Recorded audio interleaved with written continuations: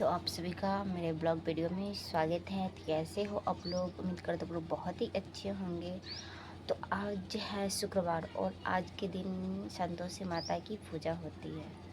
तो आज हमने संतोषी माता की पूजा फाइनली कर चुके हैं और अभी फ़िलहाल प्रसाद खा लिए हैं।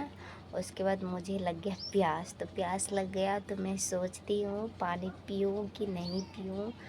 तो मैं तो आप लोग को क्या बताऊँ, इधर मैं शरबत के लिए यहाँ पे पानी, एक में है पानी, इसमें पानी है, इसमें चीनी डाला हुआ है और इसे मिलाएंगे। मेरे को तो समझ में नहीं आता है क्योंकि किताब में तो लिखा रहता है कि दिन में एक ही बार भोजन करना है, लेकिन मैं ये नहीं पढ़ी हूँ कि मतलब शरबत पी सकते हैं कि नहीं। अगर आप लोग को पता है तो आप लोग मेरे कमेंट बॉक्स में ज़रूर बताइएगा कि मैं संतोषी माता की पूजा या कोई भी पूजा हो उसमें आप लोग मतलब शरबत पीते हो कि नहीं। अगर पीते हो तो आप लोग प्यारा सा कमेंट करके बता दीजिएगा। मैं तो अभी जा रही हूँ शरबत पीने के लिए क्योंकि मेरा शरबत वहाँ पे रेडी है। तो आप लोग भी आ जाइए, इसीलिए आप सभी लोग बोल दीजिए एक बार मेरे तरफ से संतोषी माता की जय।